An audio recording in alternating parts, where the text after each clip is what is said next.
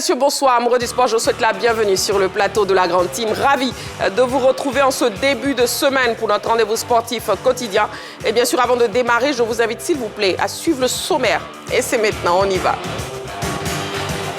Au sommaire de ce premier numéro de la Grande Team de la semaine, l'actualité sportive d'ici et d'ailleurs. Et c'est dans LGT News. Ligue 1. L'ASEC Mimosa a-t-elle plié le championnat? C'est la question au centre des échanges au cours de l'actu. Sans oublier l'actualité des internationaux ivoiriens à l'étranger, et c'est dans la saga des pros. Excellente soirée sportive sur la 3 en compagnie de Marie-Christine Bogré et sa team.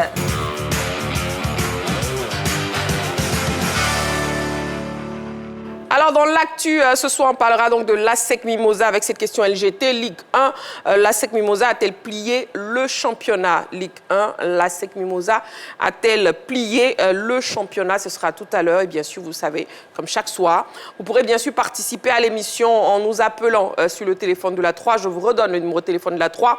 C'est le 27 21 59 93 99. Mais aussi, vous avez la possibilité de nous écrire sur la page Facebook de la 3. Nous sommes en direct, bien sûr, jusqu'à 22h. La Grande Team, c'est chaque soir, du lundi au vendredi, de 20h30 à 22h, où on vous donne l'essentiel de l'actualité sportive. Et pour ce soir, pour cette semaine, c'est parti donc avec les membres de la team déjà présents sur ce plateau, à savoir Jean-Philippe. Jean-Philippe, bonsoir. Bonsoir Marie-Christine. Comment vous allez? Je vais très bien, merci. D'accord, ravi, comme un lundi. Kader, bonsoir, comment vous allez? Je vais bien Marie-Christine, bonsoir à vous, très cher. Voilà, ravi de vous retrouver, Kader. Et puis Balo, bonsoir, comment vous allez? Bonsoir Marie-Christine. Nous sommes lundi, Balo. Oui, ça va et chez vous? Nous sommes lundi. Il semble qu'il a prolongé son week-end. Franchement, il a prolongé le week-end parce que Balo en jean le lundi, c'est pas normal. Où est mon carton? Carton jaune, nous sommes lundi, Balo, nous ne sommes pas vendredi. N'est-ce pas, bon. Jean-Philippe? Oui, oui, je vous soutiens. Voilà. Il vient du bureau. Carton jaune. Voilà. Puis, parfait pour Kader et parfait pour Jean-Philippe. On attendra la suite. Oui, on attendra la suite. Voilà. Allez, on démarre avec LGT News, bien sûr. La première rubrique de cette émission, c'est maintenant. On y va. LGT News. Omnisport, tournoi intersecteur pour débuter les news de la semaine. La fête fut belle à Trècheville. Entamé depuis le 23 janvier dernier, le tournoi intersecteur organisé à Trècheville a connu son dénouement le vendredi 17 avril dernier à l'école régionale avec les différentes finales. C'était en présence du parrain et 4e adjoint au maire de la commune Nzassa, à savoir Sébastien Koliabo.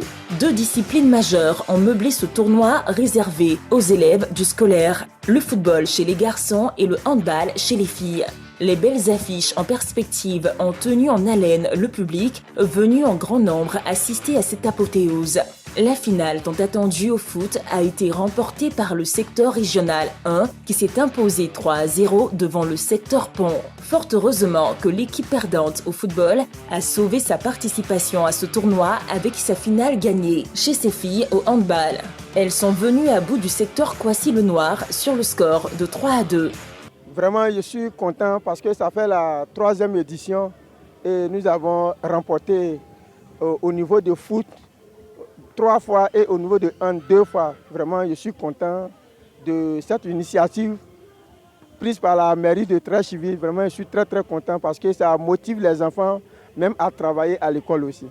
La joie était perceptible de part et d'autre. L'organisatrice principale, la conseillère de vie scolaire, Madame Elisabeth Kwame, de même que le parrain Sébastien Koliabo, n'ont pas caché leur satisfaction. C'est pour permettre à vos enfants de s'épanouir dans l'éducation. Par le sport, les enfants apprennent ce qui se passe dans les classes. Nous les transmettons aussi à travers le sport. Et sentiment de joie. Nous avons constaté une nette amélioration dans la prise de balle des jeunes filles, en parlant du handball, des passes, des tirs et même du placement sur le terrain. Cela nous réjouit énormément et nous pouvons dire que ce travail vient à point nommé et saluer en même temps aussi le corps enseignant qui trouve le temps, après les cours, de former ces enfants-là qui seront des pépites pour le sport ivoirien à l'avenir. Basketball NBA, trophée MVP. Wembanyama parmi les 3 finalistes. Les 3 derniers prétendants à la récompense MVP de la NBA sont connus. Victor Wembanyama a été retenu dans la nuit d'hier, dimanche à aujourd'hui. La première nuit des play-offs du basketteur français, auteur de 35 points, pour sa victoire avec les Spurs contre Portland, ne pouvait être plus belle que ça. À cette nomination, Wembanyama était déjà en course pour le trophée de défenseur de la NBA. Il pourrait devenir le plus jeune MVP de l'histoire de ce championnat. À ses côtés, 2 autres basketteurs nommés pour cette finale peuvent aussi prétendre à la distinction. Il s'agit de Shai Gilgeous-Alexander et Nikola Jokic. Tennis, ATP de Madrid. Sinner va disputer le tournoi. Après des moments d'incertitude, tout le monde est désormais situé sur la disponibilité de Yannick Sinner quant à sa participation à l'ATP de Madrid. L'Italien sera bel et bien présent à ce tournoi qui pourrait lui permettre d'entrer dans l'histoire des Masters 1000. En effet, en cas de titre, il deviendra le premier joueur à remporter 5 Masters 1000 d'affilée après ceux de Paris, Indian Wells, Miami et Monte-Carlo. Le Masters 1000 de Madrid aura lieu du 22 avril au 3 mai prochain. Tête de série 1, il jouera à fond cette compétition à laquelle on note déjà des absences de taille, notamment celle de Carlos Alcaraz et Novak Djokovic. Ces 2 tennismen ont déclaré forfait.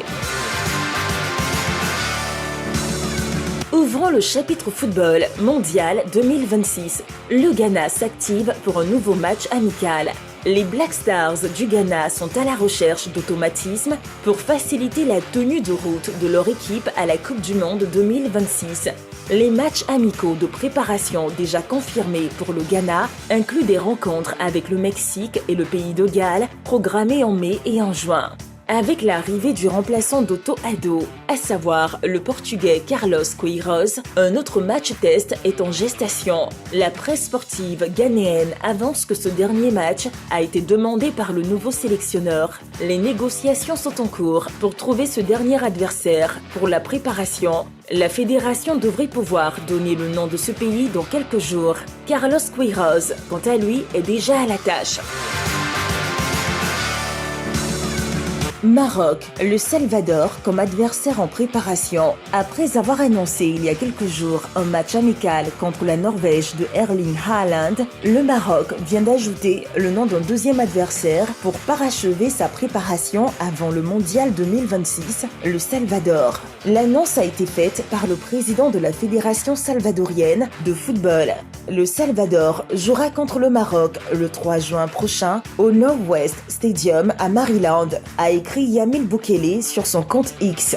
Un bon test pour les Lions de l'Atlas dont l'objectif majeur est d'atteindre le dernier carré comme en 2022. Pour mémoire, le Maroc évoluera dans le groupe C en compagnie du Brésil, d'Haïti et de l'Écosse.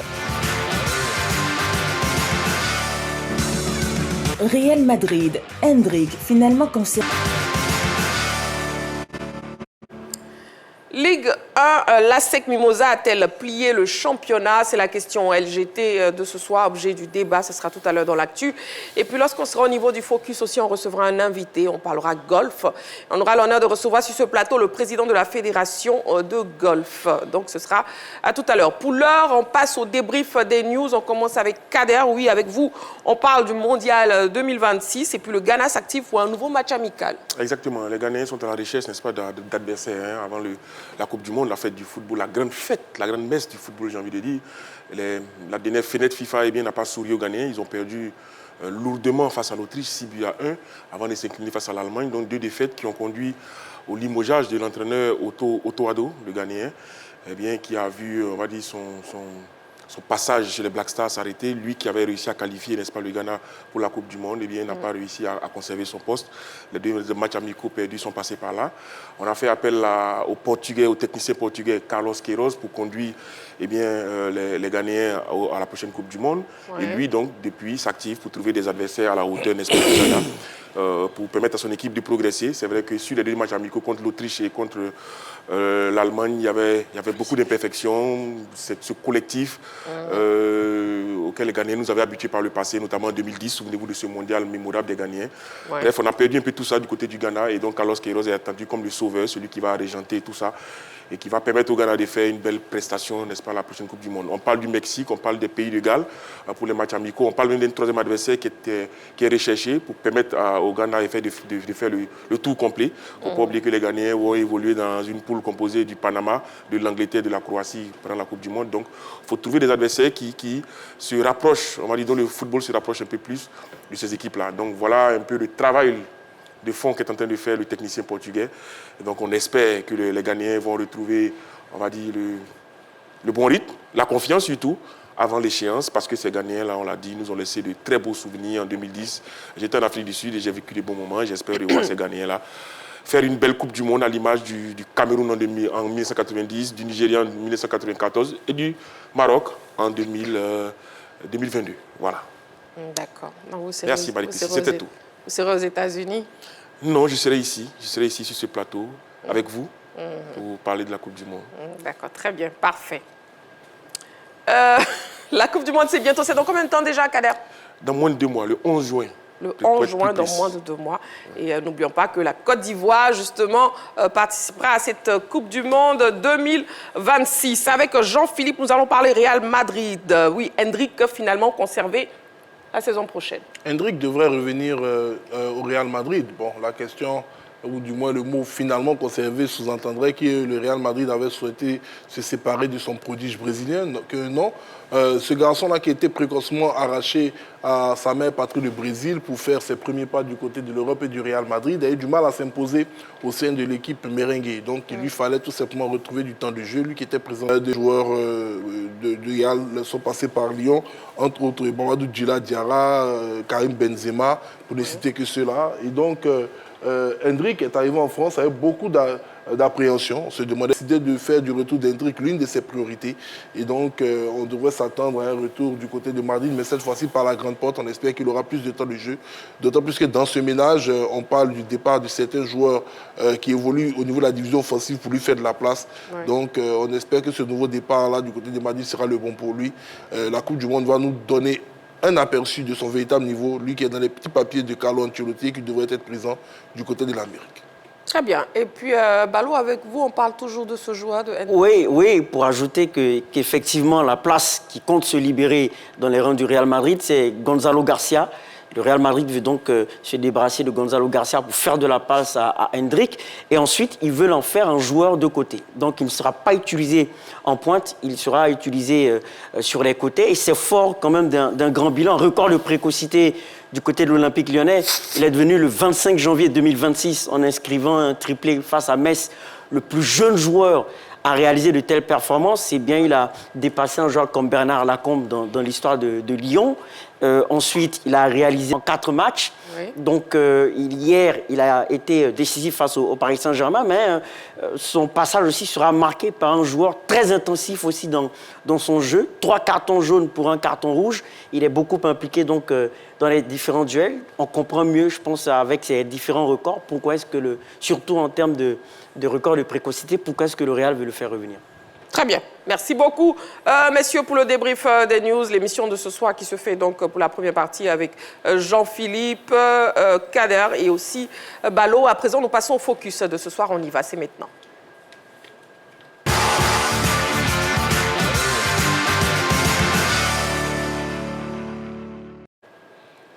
Et comme annoncé en début d'émission, nous avons un invité ce soir. Dans le Focus, nous parlerons golf, oui.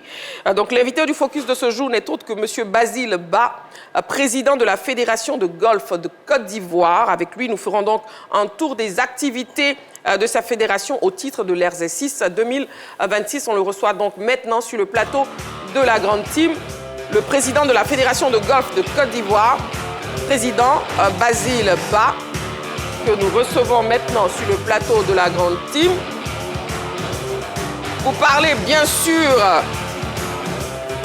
d'un tour des activités de sa fédération au titre de l'exercice. Vous avez écrit ça. Installez-vous, s'il vous plaît. Monsieur Basile Eba, c'est bien ça. Président, Absolument. bonsoir. Bonsoir Marie-Christine. Bienvenue sur le plateau de la Merci beaucoup. Président, c'est un plaisir de vous recevoir sur ce plateau. Et puis justement, que préparez-vous pour le compte de la nouvelle saison? Et puis quand commence-t-elle et quand prend-elle fin, s'il vous plaît? Avant de répondre à votre question, je voudrais déjà vous remercier d'avoir bien voulu m'inviter sur ce plateau pour parler de golf. Alors, pour répondre plus précisément à votre question, il faut savoir que la saison a commencé depuis début janvier, puisque au mois de janvier déjà, nous avons organisé avec les clubs ce qu'on appelle le trophée du Nouvel An, voilà, qui a eu lieu donc en janvier. Et puis en février, il y a une compétition internationale, à savoir le championnat d'Afrique amateur, qui s'est tenu en Afrique du Sud et auquel un athlète de Côte d'Ivoire a participé. Voilà. Et ensuite, il y a eu, au mois de mars, le championnat d'Afrique junior de golf, où nous avons été représentés par 5 athlètes. Voilà. Et donc, depuis ce championnat d'Afrique, nous avons initié effectivement les compétitions nationales qui vont démarrer bientôt. Alors, ces compétitions sont effectivement de plusieurs ordres. Il y a d'abord le championnat national, amateur et professionnel, qui va se dérouler en 2 manches. Il y aura une manche à Abidjan qui va commencer donc dans le courant de cette semaine, à partir du 23. Donc il va avoir lieu du 23 au 25 avril et qui va comprendre à la fois une compétition de professionnels. Donc les professionnels joueront pendant 2 jours. Il y aura donc, je dirais, 3 séries de professionnels. Donc la série donc, des adultes, la série dames, hommes adultes, dames, et puis la série des seniors. Très bien. Et puis ensuite, bien sûr, il y aura les amateurs qui vont également jouer. Les amateurs jouent le samedi. Et là, c'est 6 séries.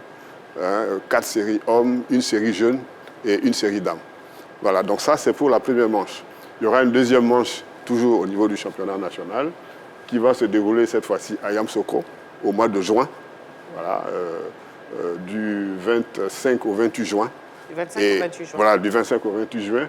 Et qui va également se dérouler entre professionnels et puis amateurs, selon les mêmes séries, effectivement, que celles qui ont été, qui sont tenues donc au mois d'avril.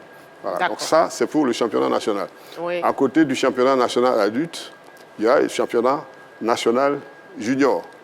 Voilà, championnat national junior qui va avoir lieu pendant les vacances scolaires au mois d'août. Le championnat national scolaire qui va également avoir lieu au mois d'août.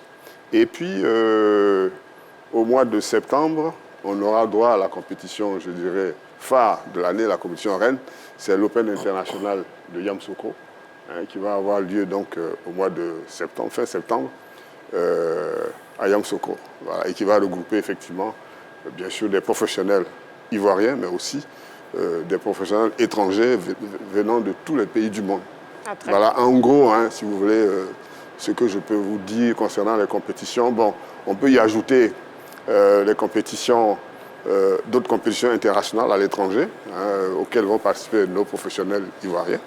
Il y en a au Ghana, il y a une dizaine de compétitions au Ghana, au Nigeria, en Ouganda, au Kenya, notamment. Parfait. Voilà. Donc, vous avez tout dit. Le programme est très riche. Nous avons à peu près plus de 40 compétitions qui vont avoir lieu cette année. Donc vraiment, on aura une activité très soutenue cette année en matière de golf. Il y a énormément de compétitions cette année justement en matière de golf. Et puis, Président, est-ce qu'il y aura des innovations pour le nouvel exercice? Alors, pour le nouvel exercice, tout à l'heure, je vous ai parlé du championnat national. Eh bien, cette année, en plus, je dirais, du championnat national classique, où les compétiteurs sont classés à l'issue du championnat en fonction, si vous voulez, des points ou bien des coups qu'ils ont effectués ou obtenus pendant la compétition. On aura droit à ce qu'on appelle une compétition sous forme de match play. Match play, c'est-à-dire une compétition à élimination directe. Okay. Voilà, donc, si vous voulez, la première partie de la compétition qui concerne donc la compétition donnant lieu à un classement, eh bien, cette compétition-là sera suivie par un match play entre les 8 premiers classés de chaque série. Voilà, donc ces 8 premiers classés de chaque série vont jouer, si vous voulez, les demi-finales, les quarts de finale au mois de mai sur le parcours de golf d'Assini. Ouais. Et au mois donc de juin, hein, il y aura donc à la fois la demi-finale qui va avoir lieu à Yamoussoukro, hein, le samedi 27 juin, et puis le dimanche 28 juin, on aura la finale. Voilà. Et Président, est-ce qu'il y a un Et thème? puis, en plus de ça, donc, il y a le match play. Oui. Mais une autre innovation, je pense qu'il faut souligner, c'est que les professionnels, vous savez, bénéficient d'une dotation financière, hein, en fonction du classement obtenu. Bon, ça, c'est classique. Eh bien, cette année, nous avons décidé d'augmenter de 30% la dotation financière des hommes, hein, des hommes professionnels, et de 50% la dotation financière des dames. Voilà, voilà. Ça aussi, c'est quand même une innovation qu'il faut souligner. Voilà. Merci beaucoup. Et puis justement, est-ce qu'il y a un thème autour de cette nouvelle saison, Président? Écoutez, comme thème, nous avons choisi la contribution que le golf veut apporter à la vision du chef de l'État de faire de la Côte d'Ivoire une grande nation. Voilà, à l'horizon 2030. Eh bien, nous aussi, étant donné que le golf est quand même un sport de masse, il faut savoir que, contrairement peut-être aux idées reçues, le golf n'est pas un sport de riches, parce que je sais que la question va me poser. Le golf est le sport, si vous voulez, individuel le plus pratiqué au monde. Il faut le savoir, il y a près de 90 millions de personnes qui jouent au golf. Voyez-vous? Et pour nous ramener au cas pratique de la Côte d'Ivoire, il faut savoir que, je sais pas, vous connaissez le village d'Anono, qui est juste à côté du parcours de golf. Oui. Eh bien, il y a plus de 200 jeunes d'Anono qui jouent au golf. Et ils font partie des meilleurs joueurs de golf. Voilà, donc, bon, tout le monde sait qu'on ne peut pas dire que les gens d'Anono sont les mieux nantis. C'est des personnes à revenus relativement, je dirais, modestes. Et pourtant, on trouve à Anono, effectivement, beaucoup de joueurs de golf. Tout simplement parce que... On dit toujours, Président, que l'équipement de golf est très cher. Non, c'est pas... Pour apprendre à jouer au golf, il ne faut pas grand-chose. Okay. Il suffit simplement de vous adresser à la Fédération de golf. On vous mettra à disposition des équipements de golf. Okay. On mettra à disposition des enseignants de golf qui vont vous apprendre à jouer au golf. Et pourquoi les jeunes d'Anono savent jouer au golf? Tout simplement parce que le parcours du golf est juste à côté de leur village. Voyez-vous, tous les jours, ils voient des jeunes, des adultes jouer au golf, ils essaient tout simplement de les imiter. Donc, le jour où on va pouvoir avoir les moyens de réaliser des parcours dans les différents quartiers, là où vivent les jeunes, je vous assure que, eh bien, le golf va susciter beaucoup d'engouement auprès des populations. Merci beaucoup, en tout cas, Président, pour cette information de taille, parce que justement, on a une idée arrêtée de ce sport, qu'on trouve un sport de nantis. Oui, Jean-Philippe, une question pour le président de la Fédération. Je pense que le président a fait tout le tour pratiquement de l'actualité. J'allais m'appesantir sur le coût des équipements, mais il a dit que la Fédération mettait les équipements à la disposition des athlètes, mais je pense que c'est une situation alternative, pour ne pas dire c'est je dirais, pas une situation, mais c'est... un palliatif. C'est un palliatif, parce qu'en réalité, c'est difficile d'avoir quand même ces équipements-là à la portée de tous. Bon, écoutez, je vous comprends, mais vous savez, il faut aller par étapes. Hein. Bon, comme dans tout bien, on peut commencer lorsqu'on veut vraiment acquérir un bien, je dirais, qu'on pense être utile, on peut commencer par acheter des équipements, je dirais, de seconde main. Voilà, je prends mon cas particulier. J'ai commencé à apprendre à jouer au golf à partir des équipements, je dirais, d'occasion, voyez-vous. Bon, et c'est lorsque, au fur et à mesure du temps, j'ai commencé à progresser que, effectivement, j'ai donc acquis des équipements, effectivement, un peu plus coûteux. Mais on peut commencer, pour moi, on peut commencer. C'est vrai, je ne dis pas que c'est pas cher, mais il faut aller étape par étape. On peut commencer. Bon, alors, si vous voulez, hein, l'idéal hein, pour pouvoir jouer au golf correctement, c'est d'avoir un sac, vous savez, le sac avec 14 clubs à l'intérieur du sac. Les clubs, c'est effectivement la tige avec laquelle on tape la balle. Voilà. Sachant que le principe du golf, c'est de taper une balle d'un point de départ à un objectif, un trou, en tapant le moins de coups possible. Voilà, c'est ça l'objectif du golf. Donc, vous pouvez commencer avec peut-être 2-3 clubs. Voilà. Donc, avec moins de 50 000 francs, vous pouvez commencer à apprendre à jouer au golf. Donc, je ne dis pas que c'est pas cher, mais je veux dire que je comprends. Mais si vous voulez, quand on a appris à jouer au golf gratuitement, je vous assure que on trouve les moyens de jouer au golf. Le golf devient une passion et on trouve les moyens de jouer au golf. Très bien. Voilà. Président, moi j'ai une autre question. Ça concerne le classement des compétitions ivoiriennes au niveau international.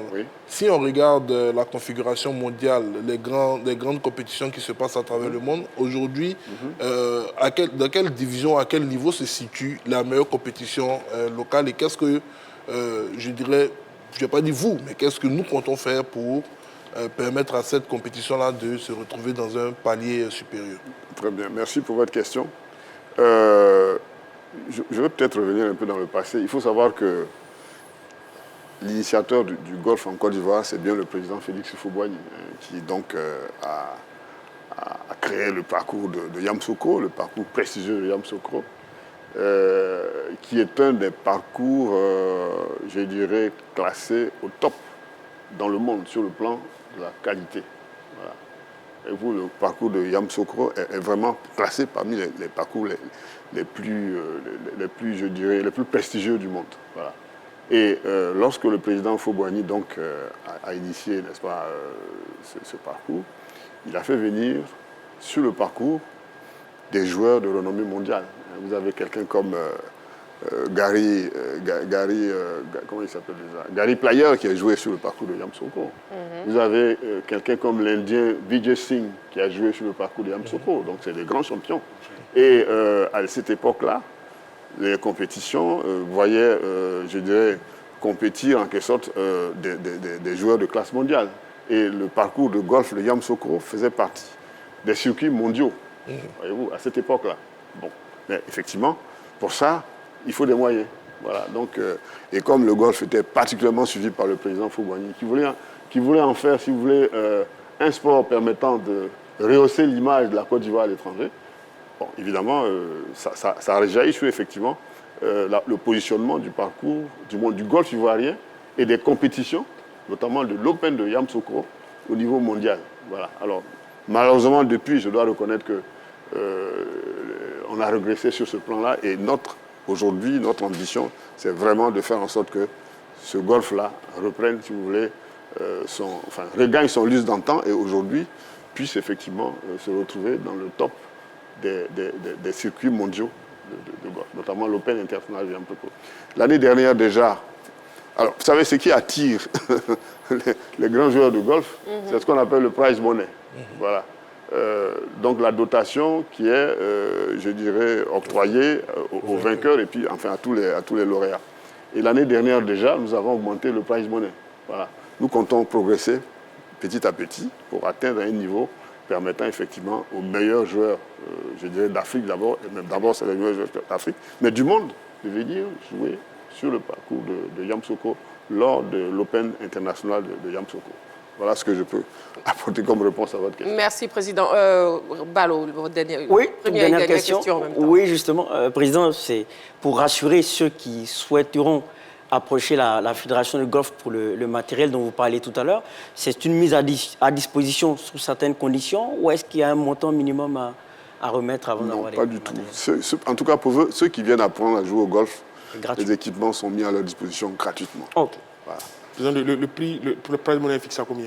Pardon? Le prize money est fixé à combien pour la Non, quand vous dites le prize money, c'est les dotations dont bénéficient les professionnels qui jouent les compétitions. Mais lorsque vous venez pour apprendre à jouer au golf, tout est offert. Voilà. Vous n'avez rien à payer. Voilà. Ça, je peux vous l'assurer. Maintenant, une fois que vous savez jouer au golf, pour pouvoir accéder au parcours de golf, il faut avoir une licence. Voilà, une licence fédérale. Voilà. C'est cela. Généralement, il faut également avoir un abonnement. Un abonnement sur le parcours de golf. Voilà. Et bon, l'abonnement, effectivement, je dirais, lorsque vous avez... Alors, il y a l'abonnement annuel, je dis il y a l'abonnement annuel, et puis il y a effectivement ce que j'appelais des green fees ponctuels, donc des montants que vous payez pour jouer, par exemple, ponctuellement sur le parcours de golf. Voilà. Bon, ça se négocie sur place. Voilà. D'accord. Le président ne vous a pas donné de prix. Non, je ne vous donne pas. Je préfère dire de venir nous voir.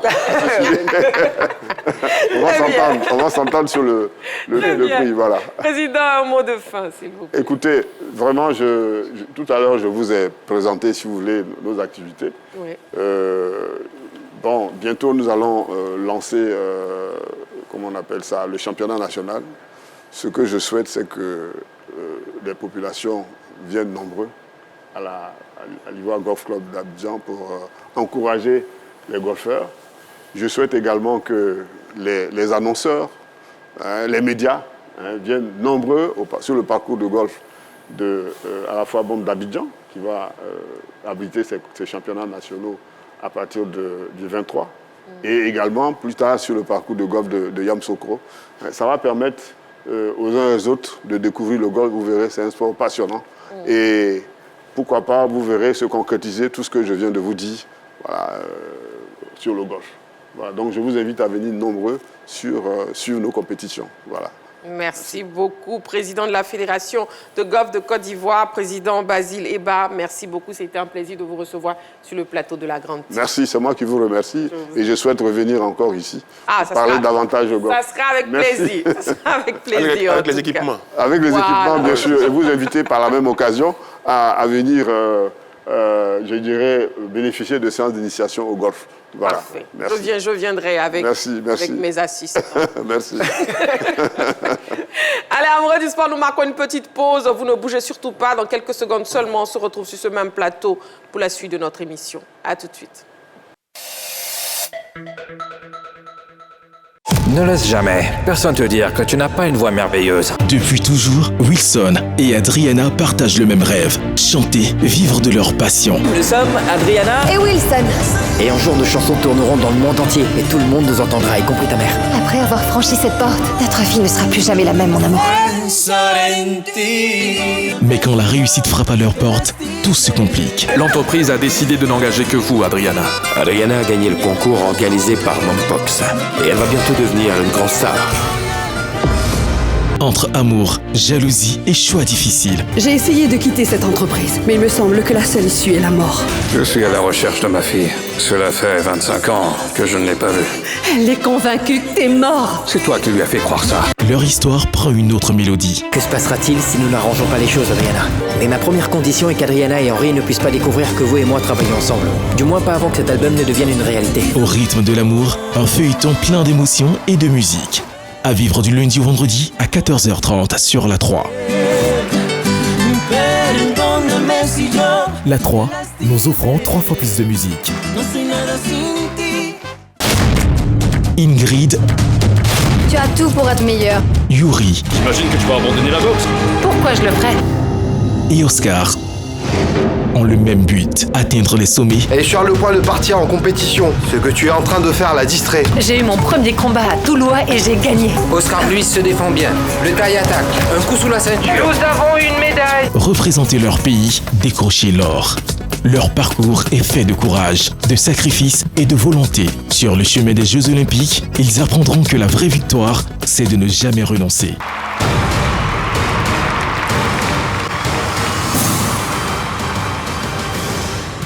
Rêve en or, une histoire de force et de persévérance tirée de faits réels. À suivre du lundi au vendredi à 22h sur la 3. La 3, nous offrons 3 fois plus de sport. Nous sommes de retour sur le plateau de la Grande Team, toujours en direct sur la 3 ce lundi soir, accompagné de Kader. Oui, présent. Kader est présent. Jean-Philippe est présent. Balo aussi est présent. Avec un carton jaune. Oui, avec un carton jaune déjà. Et puis un autre aussi qui va prendre un carton jaune, qui vient d'arriver, c'est Noël Boli. Noël Boli, bonsoir. Bonsoir Marie-Christine. Toujours en week-end aussi, carton jaune. Balo, JP, vous avez vu? Oui, c'est quoi à la plage à Bassam? T-shirt blanc avec un jean. Rendez-vous la semaine prochaine.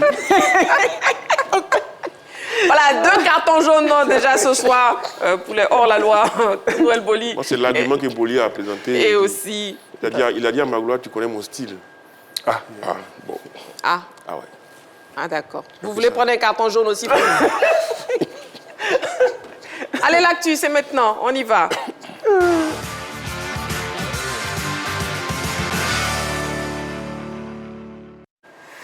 Et la question LGT pour ce soir, Ligue 1, l'ASEC Mimosa a-t-elle plié le championnat? Ligue 1, l'ASEC Mimosa a-t-elle plié le championnat? On ouvre le débat maintenant. On ouvre le téléphone aussi. Le 27 21 59 93 99. 27 21 59 93 99, ou bien vous avez la page Facebook de la 3 pour participer à l'émission et pour répondre à la question LGT.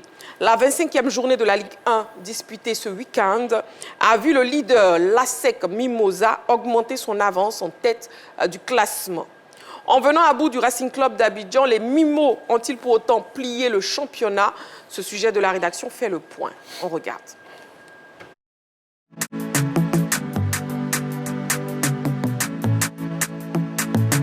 L'ASEC Mimosa n'est plus loin de son 30e sacre national. Ce week-end, dans la course au titre, les Mimos ont mis un nouveau coup d'accélérateur pour s'échapper en tête du classement de la Ligue 1. Au cours de cette 25e journée au stade Charles-Konan-Béni de Yamoussoukro, les poulains de l'entraîneur Julien Chevalier ont parfaitement maîtrisé leur sujet devant le Racing Club d'Abidjan. Face à un adversaire qui leur a toujours posé des difficultés, les jaunes et noirs se sont reposés sur leur solidité défensive et leur discipline tactique pour faire la différence en fin de partie grâce à une superbe frappe enroulée du gauche de Serge Niaoré. Avec désormais 10 points d'avance sur son dauphin, le FC San Pedro. Tenu en échec au stade Laurent Pokou par le CO Korogo, l'ASEC Mimosa peut sereinement entrevoir le titre national qui fuit le club depuis 2 saisons. La consécration pourrait intervenir la prochaine journée en cas de victoire face à Bouaké FC, combinée à une défaite des Pétrusiens qui seront à l'épreuve de l'entente sportive d'Agboville. Une chose est sûre, avec 5 matchs à jouer et une avance confortable, les Mimos ont leur destin en main. Au regard de tous ces facteurs, peut-on affirmer que l'ASEC Mimosa a plié le championnat?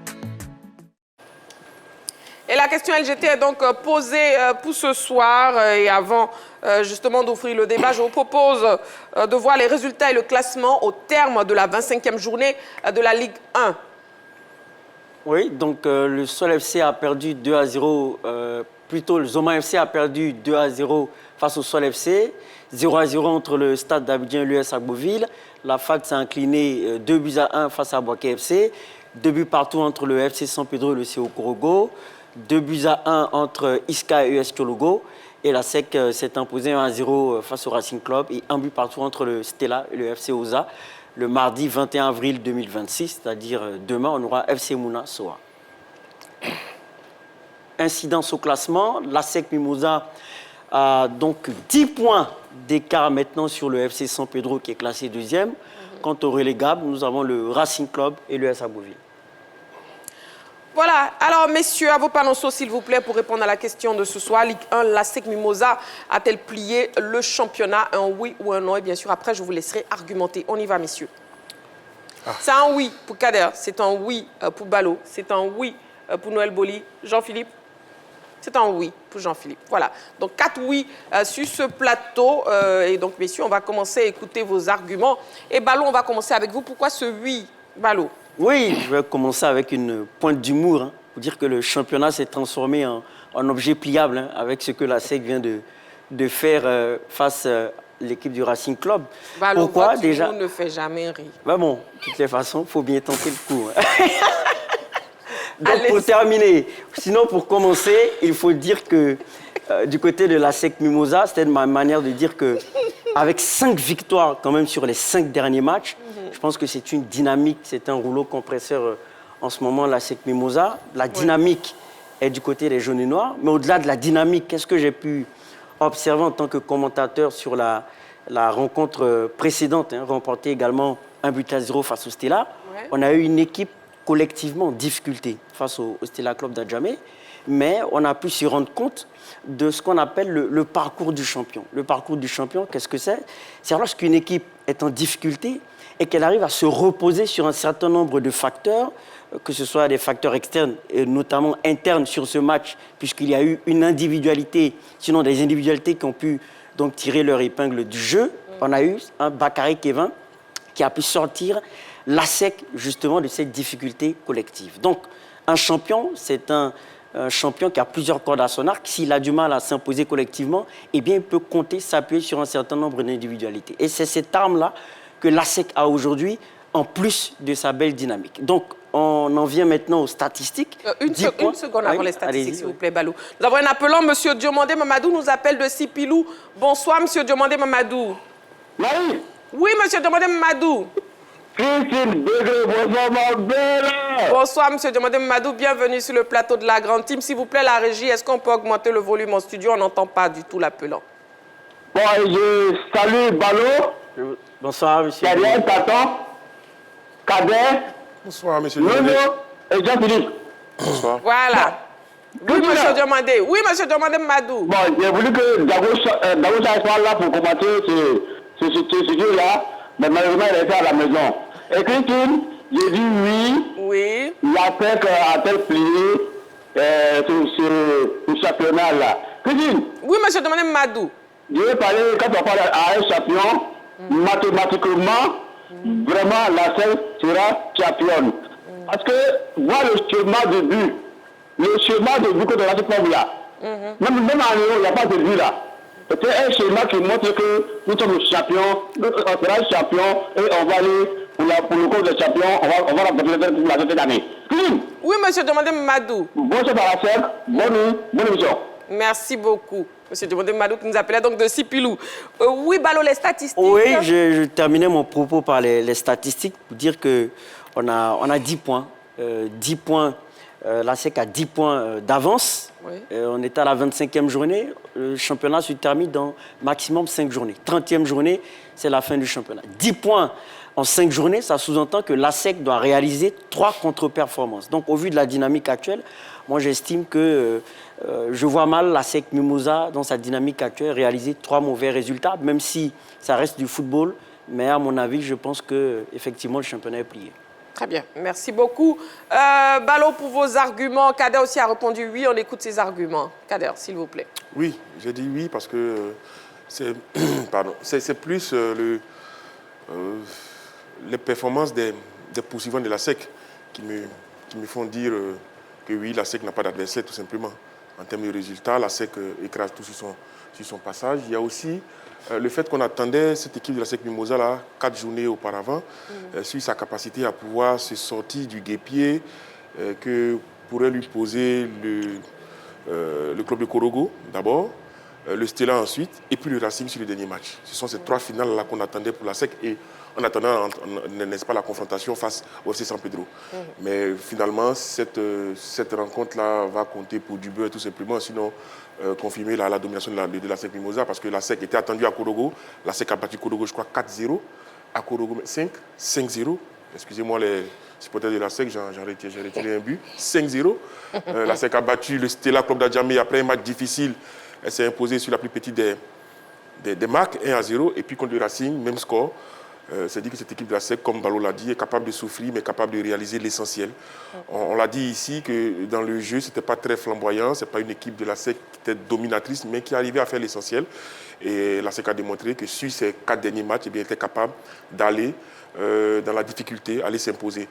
Là où on était pratiquement tous d'accord, c'est que la SEC avait un banc de touche qui était capable de lui permettre, n'est-ce pas, de franchir, n'est-ce pas, cette période difficile-là, comme on l'a dit, cet avant-dernier match, et ça a réussi plutôt bien à la SEC. Donc, ces 3 victoires enchaînées face à des équipes qui étaient susceptibles de lui causer des problèmes, eh bien, on réussit ces matchs, on réussit à la SEC Mimosa. Quand je regarde le prochain adversaire de la SEC, c'est l'US à Beauville.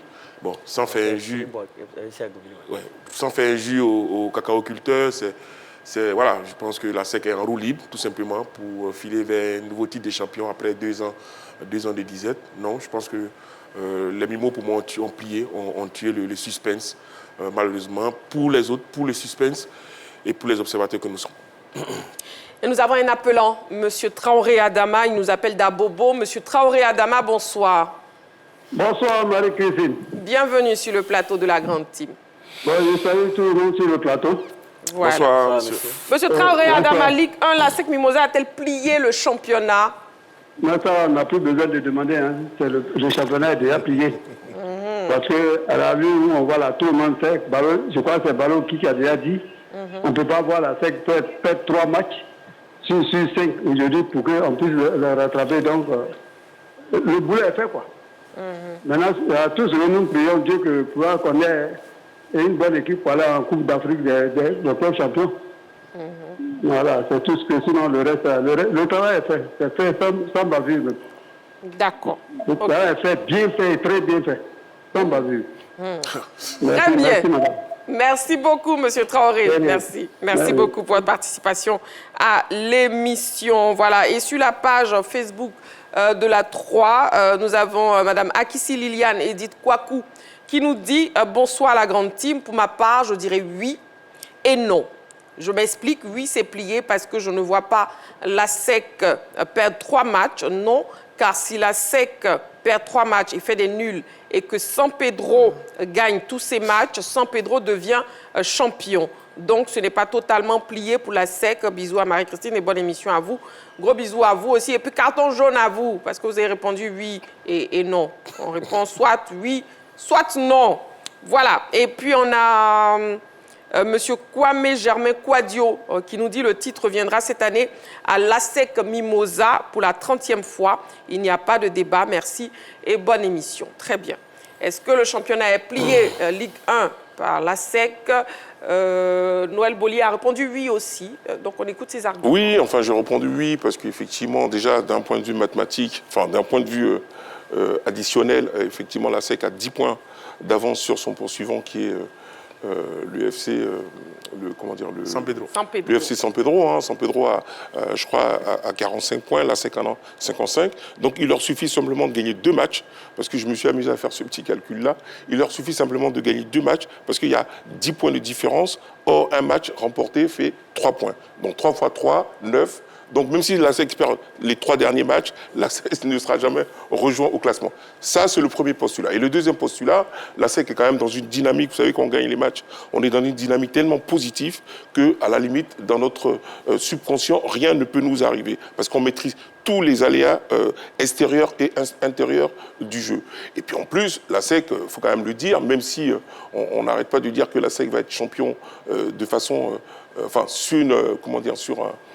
la SEC va être champion de façon normale. C'est un petit peu aussi parce que la SEC est quand même l'une des équipes avec un plus gros budget. Donc pour moi, c'est tout à fait logique que cette équipe soit en adéquation avec quand même son statut.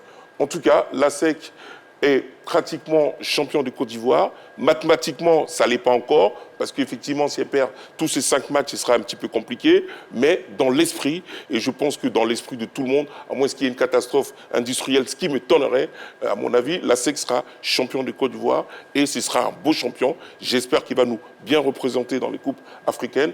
Et maintenant, on verra de quoi elle est capable. Mais en tout cas, pour moi, c'est une affaire pliée. D'accord, merci Noël Bolli. Nous avons un appelant, M. Kone Mohamed, il nous appelle de Koumassi. M. Kone Mohamed, bonsoir. Bonsoir, Madame Tati. Bienvenue sur le plateau de la Grande Team. Merci bien. M. Kone Mohamed, la question LGT pour ce soir, Ligue 1, la SEC Mimosa a-t-elle plié le championnat? On vous écoute. Oui, excusez Madame, mais bien sûr, ça a été déjà plié depuis. Parce que où ça arrivé, il ne voit plus... Donc, Monsieur Kone, c'est oui ou c'est non à la question LGT pour ce soir? Non, c'est ce que vous dites là. Non, dites-moi oui ou non d'abord. Oui ou non, oui, s'il vous plaît. Oui, voilà, merci beaucoup. Maintenant, donnez vos arguments, s'il vous plaît. La SEC a déjà plié le match. On vous écoute. Il a fini. Il a fini. Merci beaucoup. Vous avez fini. Merci beaucoup, Monsieur Kone, pour votre participation à l'émission. Oui, Jean-Philippe, on écoute vos arguments. Vous avez donné un oui aussi à la question de ce soir. Oui, mais je pense que je suis dans la droite ligne des échanges qu'on a eu sur la SEC Mimosa ces derniers temps, sur la question de la progression de la SEC, sur la question du leadership de la SEC dans cette édition de ce championnat. J'avais dit très tôt que je voyais mal les autres équipes à plusieurs journées déjà rattraper la SEC parce qu'il était question de dynamique et que derrière la SEC, aucune des autres équipes n'avait pu maintenir cette dynamique de victoire. On a eu la FAD qui a très bien repris la deuxième phase du championnat. mais on attendait de savoir, par exemple, si l'équipe du plateau allait maintenir son niveau de forme. Ouais. On a constaté qu'elle s'est inclinée. Sur cette journée, il y a eu des scores assez étonnants, parce qu'on a des équipes qui étaient pratiquement reléguées, qui n'arrivaient même pas à enchaîner des matchs nuls. Et ces équipes-là ont recommencé à battre des équipes du haut du tableau. C'est un sursaut d'orgueil, gros point d'interrogation. Mais pour la SEC Mimosa, je pense que Boro Bata va enregistrer son premier trophée. On sait que beaucoup de choses sont en train d'être mises du côté d'Akandje pour permettre au centre d'être fonctionnel, avec des visites organisées pour les supporters. Et donc, en remportant ce titre, ça va permettre à la SEC 2 ans plus tard de pouvoir organiser une très belle fête pour l'inauguration de son centre avec ses supporters. Moi, je ne suis pas étonné. Cette équipe-là, sur la deuxième phase, a gagné en maturité. Ouais. Sortie très tôt de la compétition continentale, elle était dans un doute. L'entraîneur doutait, mais on a senti qu'il y avait une moindre pression sur lui. Les actionnaires ont décidé de soutenir l'équipe, de poursuivre l'œuvre. Et Julien Chevalier, une fois de plus, qui risque d'être champion de Côte d'Ivoire. Donc oui, la SEC, pour moi, a plié le championnat, mais ce n'était pas aujourd'hui que la SEC l'avait plié. Moi, je pense que la SEC l'a plié depuis longtemps, à travers cette dynamique bien initiée dans laquelle le club demeure jusqu'à présent, en enchaînant 5 victoires d'affilée. Très bien. En tout cas, voyons à présent le bilan statistique des Mimos en Ligue 1 cette saison. Le bilan statistique des Mimos en Ligue 1 cette saison. Oui, c'est 17 victoires en 25 matchs, 4 nuls, 4 défaites, 46 buts marqués, 18 buts seulement encaissés, 13 clean sheets. Et les meilleurs buteurs sont Fofana Suleiman, 12 buts, et Kevin Bakary, 11 buts. On regarde ces statistiques, messieurs. Bon, déjà, quel regard vous portez sur le coaching de Julien Chevalier? Kader? Écoutez, il est resté fidèle à lui-même, hein, j'ai envie de dire. C'est vrai qu'il a été très souvent critiqué sur ces dernières saisons-là, mais il a réussi à garder le cap. J'ai dit, hein, pour moi, ce qu'il réalise chaque année avec la SEC Mimosa est tout simplement phénoménal. Voici un entraîneur qui, chaque saison, voit son équipe reconstituée, parce que des joueurs s'en vont. Quand il est tout proche de bâtir un groupe qui va permettre à la SEC d'aller faire belles et bonnes prestations en Coupe d'Afrique, et bien ce groupe-là perd ses cadres les plus importants. Ouais. Mais à chaque fois, il réussit à composer une équipe compétitive, en tout cas sur le plan national, à aller chercher le titre. Pendant 2 ans, la SEC a subi le dictat du Stade d'Abidjan et du FC San Pedro.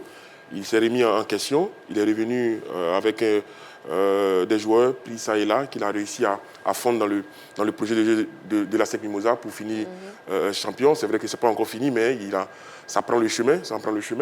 Non, pour moi, il confirme tout le bien que les dirigeants de la SEC, la confiance également que les dirigeants de la SEC placent en lui. Il a cette science-là qui lui permet, n'est-ce pas, de maîtriser, de dominer, d'imprimer sa marque sur le championnat. Maintenant, là où on l'attend, c'est peut-être en Coupe d'Afrique à nouveau. Il avait réussi, je crois, il y a quelques années à mener la SEC en demi-finale de la Coupe de la Confédération. Il était tout proche d'une finale, ça n'est pas passé. Là, il a l'occasion, on va dire, hein, de refaire le coup. Jean-Philippe Oria parlait de l'institution ASEC Mimosa avec Boro Bata qui va ouvrir bientôt, enfin qui a ouvert, mais qui va être officiellement présenté. Donc voilà, l'un mis dans l'autre. Je pense que Julien Chevalier s'inscrit en tout cas dans la droite ligne de ce que la SEC veut construire, une grande institution, mais qui doit inscrire son nom aussi bien sur le plan local, mais également sur le plan continental. Il ne faut pas oublier que la SEC aussi est toujours concernée par la Coupe d'Afrique, par la Coupe nationale, il ne faut pas l'oublier. Et donc voilà, elle est en route pour réaliser le doublé. Donc voilà, c'est dans les cordes de cet entraîneur-là. En tout cas, il fait du bon boulot. Il fait du bon boulot malgré toutes les critiques qui peuvent fuser. Parfait. Oui, Balo, votre avis sur le coaching de Julien Chevalier? Totalement d'accord avec Kader. Et là, je pense que j'ai plus d'éléments pour dire qu'effectivement, c'est le meilleur coach du moment de la saison, avec ce qui a été réalisé récemment par la SEC Mimosa et l'avance qui a été qu'il a pu prendre face à l'équipe du FC San Pedro. Mais moi, je le dis toujours, Julien Chevalier, certes, ne produit pas un football chatoyant comme le veulent les actionnaires, mais il a pu apporter l'efficacité, de la solidité. Je crois que cette équipe de la SEC avait envoyé un indicateur très clair. C'était l'une des rares équipes à pu tenir en échec l'équipe de l'Espérance de Tunis 0-0, je m'en souviens, c'était lors des Coupes africaines passées. Donc il y a cette solidité défensive, cette maturité tactique qu'il a pu apporter à la SEC. Donc je pense que oui, il a pu apporter une vraie valeur ajoutée. Oui. Et c'est tout à son honneur aujourd'hui que la SEC puisse être en mesure d'être championne de Côte d'Ivoire. Et voici le calendrier de l'ASEC Mimosa jusqu'à la fin de la saison en Ligue 1, le calendrier de l'ASEC Mimosa. Ouais, donc la SEC affrontera lors de la 26e journée Boaké FC, 27e journée Isca, 28e journée FC San Pedro, qui est annoncé comme un choc, mais qui finalement n'en sera pas, pour ce qu'on voit. 29e journée Zoma ASEC Mimosa, 30e journée ASEC Mimosa FC Oza. Merci beaucoup, Balo. Noël Boli, est-ce que vous voyez déjà les Mimos fêter le 30e sacre, justement, lors de la prochaine journée? Alors, lors de la prochaine journée, c'est contre Boaké FC. Franchement, oui. Enfin, j'ai pas trop envie de me prononcer parce que je suis pas très bon dans les pronostics, mais je pense qu'il y a moyen de faire quelque chose d'intéressant. Donc, on va dire oui, on va se mouiller, hein, on va dire oui. Mais pour revenir rapidement sur Julien Chevalier, là, c'est vrai que tout le monde se targue à dire que c'est un très bon entraîneur. C'est vrai, c'est un très bon entraîneur au niveau national. Maintenant, là où on l'attend, c'est au niveau international. Et c'est dans ces, comment dire, dans ces rencontres de niveau de Coupe africaine qu'on pourra vraiment mettre un jugement sur cet entraîneur qui est à la SEC quand même depuis un moment. Donc, il faut qu'il franchisse le palier quand même des coupes africaines, hein, et c'est là qu'on l'attend, parce que moi j'estime que la SEC est un club qui a suffisamment les moyens. Pour moi, c'est normal que cette équipe soit championne de Côte d'Ivoire tous les ans, hein, sans discuter, un peu comme si en France on me dit ah oui mais le Paris Saint-Germain n'est pas champion, vous comprenez l'entre... Non. Pour moi c'est dans les coupes africaines qu'on verra sa réelle valeur. Mais pour revenir sur le prochain match, oui il y a possibilité que cette équipe négocie bien et que pourquoi pas vraiment comment dire, être pas très loin du titre de champion de Côte d'Ivoire. Très bien. Nous avons un appelant, Monsieur Animel Mathias. Il nous appelle de San Pedro. Monsieur Animel, bonsoir, Monsieur Animel. Oui, bonsoir, Marie-Christine. Comment vous allez? Je vais très bien, merci beaucoup. Bienvenue sur le plateau de la Grande Team. Ok, j'ai salué le plateau. Bonsoir, Monsieur Animel, je vous redonne la question Ligue 1. L'ASEC Mimosa a-t-elle plié le championnat? Oui. L'une de mes interventions, même, j'ai dit que ça serait même pas logique que Julien Chevalier ne soit pas champion cette fois-ci. Voilà, cette équipe de la SEC au départ était un peu poussif. Oui. Depuis l'élimination de la Ligue des Champions, elle a vu que vraiment, il fallait forcément être championne. Et elle a 10 points. Je vois mal la SEC ne pas être championne cette année. Maintenant, je souhaite que vraiment Roger Ingat, ces mêmes joueurs-là, si ces mêmes joueurs-là restent l'année prochaine, vraiment, on aura une grande équipe de la SEC parce que même quand la SEC va mal, elle arrive à mettre un petit but qui fait mal. Et ça, c'est la marque des champions. Quand tu dois être champion, il y a des signes qui ne tombent pas. Donc, félicitations déjà à la SEC, parce que je vois mal la SEC perdre ce titre-là. D'accord. Merci beaucoup à vous, Monsieur Animel, pour votre participation à l'émission. Merci beaucoup. Jean-Philippe, vous ne partagez pas l'avis de Noël Boli sur le fait de... Ce serait fort probable que la SEC fête son 30e sacre à la prochaine journée? C'est possible puisqu'ils ont 10 points d'avance s'ils gagnent leur prochain match et que le second San Pedro perd, ils auront 13 points d'avance, n'est-ce pas? Donc je pense que c'est fini, le championnat sera plié. Donc tout dépend également de la prestation du FC San Pedro parce que je suis convaincu que la SEC va tout faire pour composter au moins les 3 points pour se mettre définitivement à l'abri. Et donc, je pense, oui, que dès la semaine prochaine, on peut avoir le nom du champion de Côte d'Ivoire. Et quelles sont les équipes qui vous semblent les mieux placées pour le podium final, Kader? FC San Pedro, j'ai envie de dire. FC San Pedro, oui. Mouna FC. Mouna FC qui est plutôt sur une très bonne dynamique. Je vais parler de la FAD s'il n'y avait pas eu ces 2 défaites d'affilée voilà, qui arrivent comme ça, qui viennent gâcher un peu tous les efforts qui ont été consentis sur la phase de retour par le groupe, par l'entraîneur. Et donc pour moi, l'ASEC Mimosa, le FC San Pedro et puis Mouna FC qui depuis un certain moment est plutôt dans la régularité, même si le Stade d'Abidjan également est revenu de loin pour se hisser dans le top 5. Mais pour moi, les 3 favoris, c'est l'ASEC Mimosa, le FC San Pedro et puis Mouna FC. Et Balo? Oui, je suis d'accord avec Kader. D'autant plus que l'équipe de la FAD nous a habitués à des fins de championnat assez difficiles. Donc, d'où le fait que le FC Mouna, pour moi, me paraît en tout cas plus armé sur la fin de championnat. Et vu que le FC San Pedro, c'est longtemps, si vous voulez, implanté dans un duo, sinon dans un duel avec l'ASEC Mimosa, dans le trio de ce championnat, le FC San Pedro évidemment et la SEC. Noël Boli.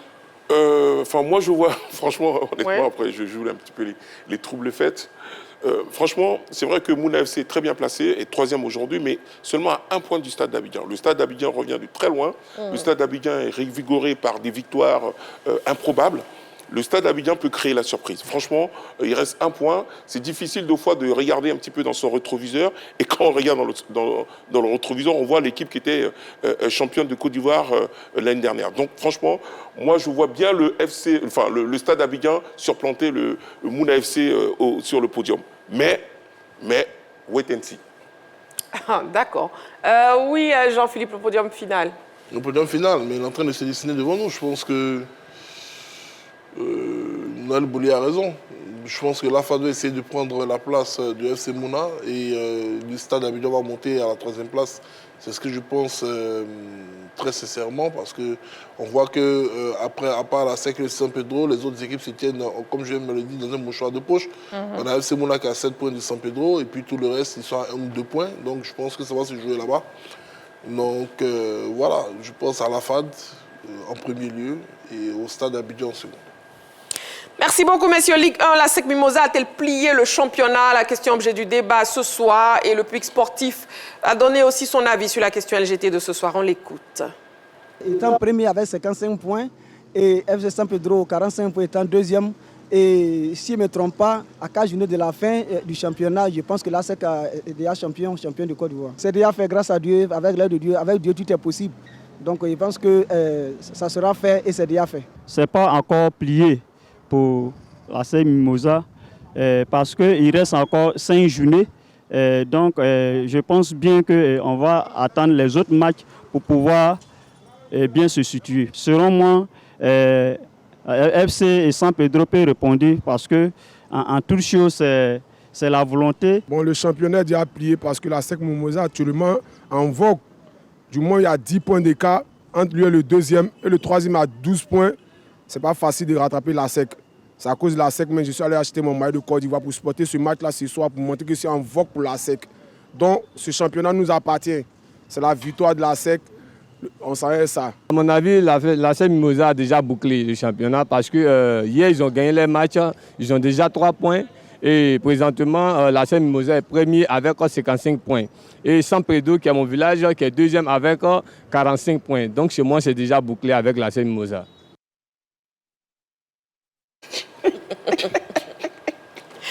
De retour sur le plateau de la Grande Team, toujours en direct, accompagné de Jean-Philippe, de Noël Boli, de Balo et de Kader. Nous allons passer à présent à la saga des pros. On y va, c'est maintenant.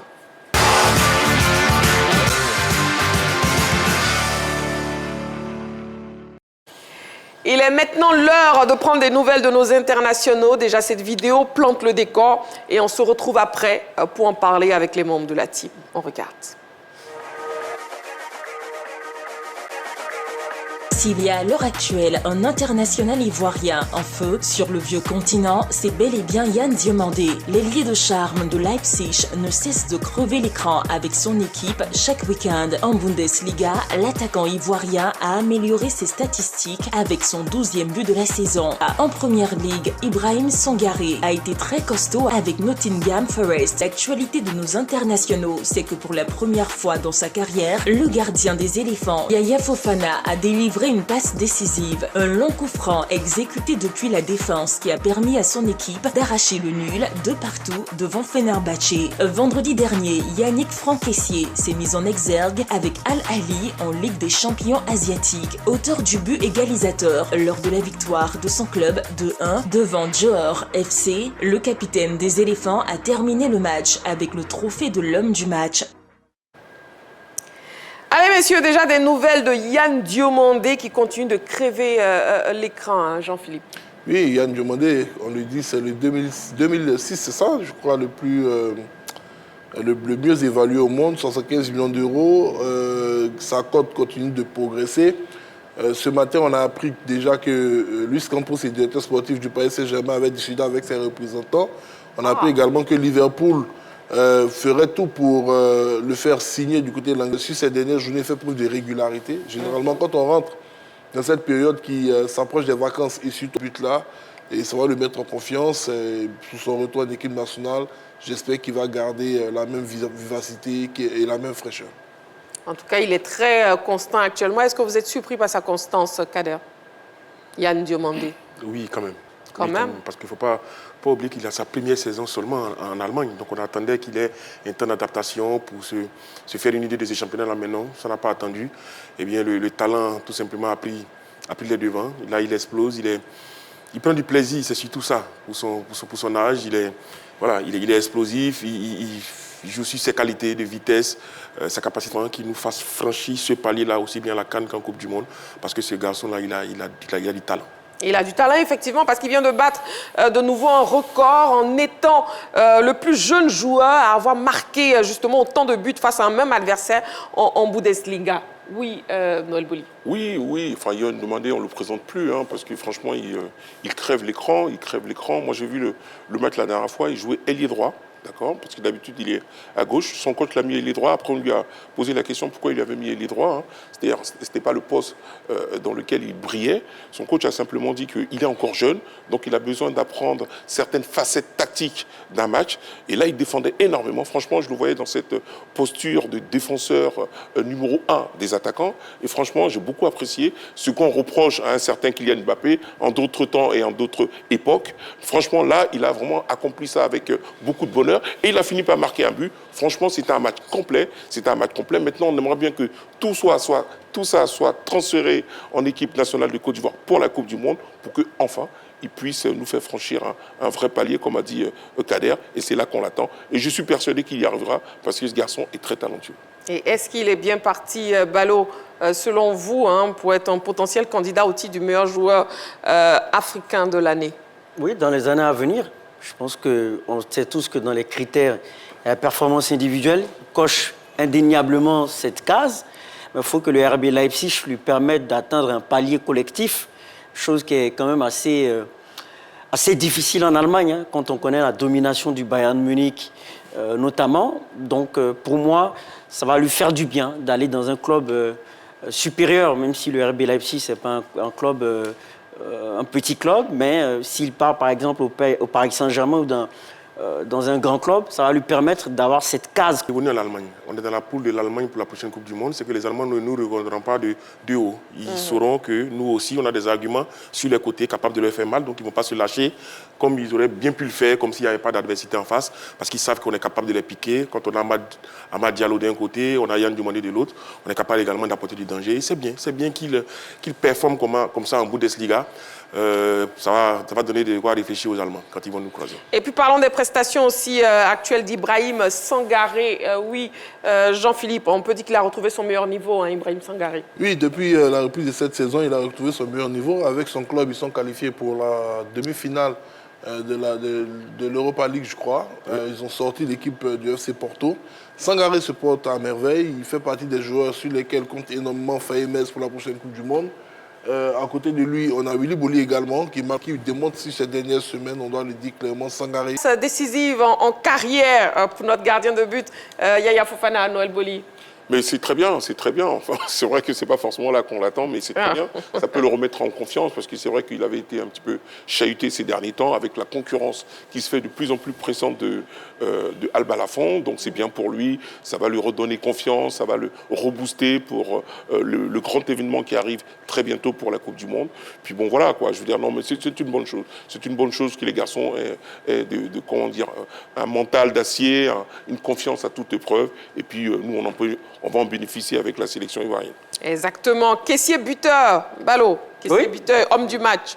Oui, c'est une très très bonne nouvelle. Je pense que du côté de son club sur cette saison, ça confirme en tout cas les belles prestations qui lui ont permis donc de passer un cap, sinon de maintenir un cap du côté de la Saudi Pro League. Et ça, pour moi, va lui apporter quelque chose de bien mentalement, parce qu'on se souvient qu'il y a eu quand même pas mal de polémiques sur sa fin de Coupe d'Afrique des Nations. Donc le fait de revenir quand même à un certain seuil au niveau de son club, ça va lui permettre d'avoir un certain matelas pour revenir en force au niveau de la sélection nationale. Donc c'est quelque chose de rassurant. Et ce qu'il faut faire remarquer, c'est que tous ceux qui performent sur ce qu'on a pu noter, ce sont des joueurs soit de l'offensive ou du milieu de terrain. On a parlé Ibrahim Sangaré tout à l'heure. On parle de Kessié, donc on parle de Yann Diomandé. Donc que ce soit au niveau du milieu de terrain ou de l'offensive, la bonne nouvelle, c'est qu'on a des joueurs qui performent et qui sont en forme. Et c'est une très très bonne nouvelle quand on va affronter des équipes comme l'Équateur. Kessié buteur? Oui, le capitaine des éléphants retrouve de la confiance dans son club Al Ahly. Il ne faut pas oublier que son club est champion en titre d'Asie, parce que c'est eux qui avaient remporté la Ligue des Champions la saison dernière. Il avait même marqué en finale. Et donc là, il finit homme du match avec un but, avec je crois une passe décisive également. Non, voilà, il travaille, il continue à performer parce qu'il sait l'échéance qui attendent les éléphants. Donc forcément, voilà, il se met dans les bonnes dispositions, aussi bien sur le plan physique, sur le plan mental. C'est un garçon qu'on a dit, qui a un mental d'acier, qui va devenir plus fort et qui rêvait de jouer une Coupe du Monde. Ça va se faire bientôt. Maintenant, il faut prier pour tous les éléphants de Côte d'Ivoire pour qu'il n'y ait pas de blessures et espérer que Evan Guessan, qui est blessé, revienne très rapidement parce qu'on a besoin de tous les éléphants, de toutes les forces vives. Merci beaucoup, messieurs. Les news données en début d'émission, amoureux du sport, on vous laisse les revoir à présent et c'est dans LGT News bis. C'est maintenant, on y va. LGT News. Omnisport, tournoi intersecteur pour débuter les news de la semaine. La fête fut belle à Trècheville. Entamé depuis le 23 janvier dernier, le tournoi intersecteur organisé à Trècheville a connu son dénouement le vendredi 17 avril dernier à l'école régionale avec les différentes finales. C'était en présence du parrain et 4e adjoint au maire de la commune Nzassa, à savoir Sébastien Koliabo. 2 disciplines majeures ont meublé ce tournoi réservé aux élèves du scolaire, le football chez les garçons et le handball chez les filles. Les belles affiches en perspective ont tenu en haleine le public, venu en grand nombre assister à cette apothéose. La finale tant attendue au foot a été remportée par le secteur régional 1 qui s'est imposé 3-0 devant le secteur Pont. Fort heureusement que l'équipe perdante au football a sauvé sa participation à ce tournoi avec sa finale gagnée chez ses filles au handball. Elles sont venues à bout du secteur Kouassi-le-Noir sur le score de 3-2. Vraiment, je suis content parce que ça fait la 3e édition et nous avons remporté au niveau de foot 3 fois et au niveau de hand 2 fois. Vraiment, je suis content de cette initiative prise par la mairie de Trècheville. Vraiment, je suis très content parce que ça motive les enfants même à travailler à l'école aussi. La joie était perceptible de part et d'autre. L'organisatrice principale, la conseillère de vie scolaire, Madame Elisabeth Kwame, de même que le parrain Sébastien Koliabo, n'ont pas caché leur satisfaction. C'est pour permettre à vos enfants de s'épanouir dans l'éducation. Par le sport, les enfants apprennent ce qui se passe dans les classes. Nous les transmettons aussi à travers le sport. Et sentiment de joie. Nous avons constaté une nette amélioration dans la prise de balle des jeunes filles, en parlant du handball, des passes, des tirs et même du placement sur le terrain. Cela nous réjouit énormément et nous pouvons dire que ce travail vient à point nommé et saluer en même temps aussi le corps enseignant qui trouve le temps, après les cours, de former ces enfants-là qui seront des pépites pour le sport ivoirien à l'avenir. Basketball NBA, trophée MVP. Wembanyama parmi les 3 finalistes.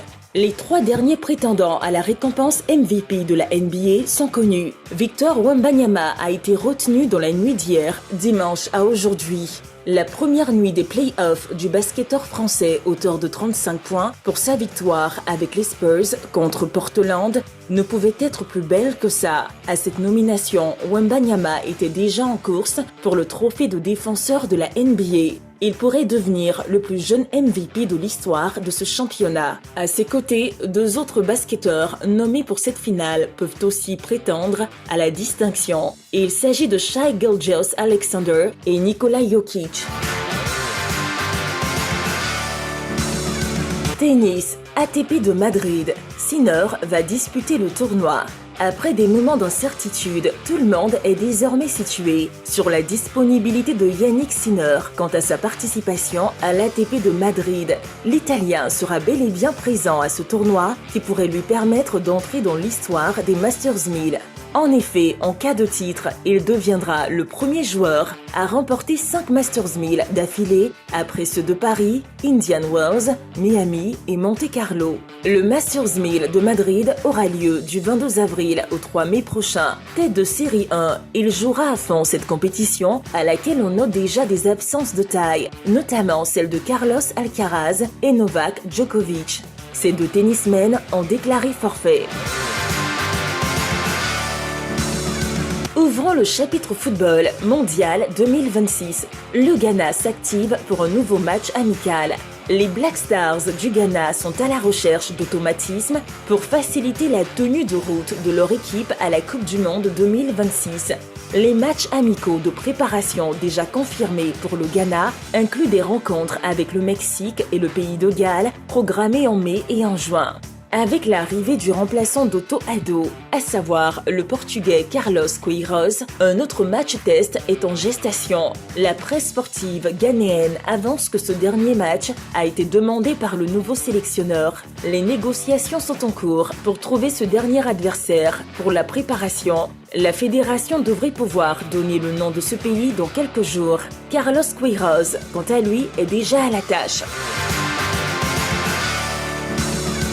Maroc, le Salvador comme adversaire en préparation. Après avoir annoncé il y a quelques jours un match amical contre la Norvège de Erling Haaland, le Maroc vient d'ajouter le nom d'un deuxième adversaire pour parachever sa préparation avant le Mondial 2026, le Salvador. L'annonce a été faite par le président de la Fédération salvadorienne de football. Le Salvador jouera contre le Maroc le 3 juin prochain au Northwest Stadium à Maryland, a écrit Yamil Boukele sur son compte X. Un bon test pour les Lions de l'Atlas dont l'objectif majeur est d'atteindre le dernier carré comme en 2022. Pour mémoire, le Maroc évoluera dans le groupe C en compagnie du Brésil, d'Haïti et de l'Écosse.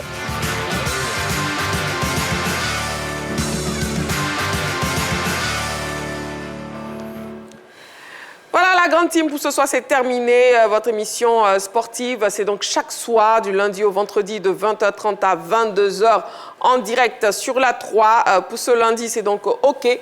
On se retrouvera donc mardi, mercredi, jeudi, vendredi. Et bien sûr, ce sera un plaisir de parler sport avec vous, de partager des soirées sportives en votre compagnie, amoureux du sport. L'émission de ce soir, j'étais donc accompagné de Kader. Kader, merci beaucoup. C'est moi qui vous remercie. Je vous en prie. Balo, merci beaucoup. Je vous en prie. À demain. Deuxième carton jaune.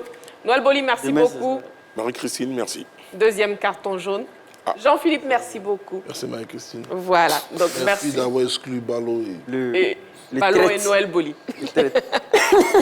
Merci beaucoup à vous, amoureux du sport. On se retrouve donc demain en direct à 20h30. D'ici là, prenez soin de vous et n'oubliez pas, faites toujours du sport.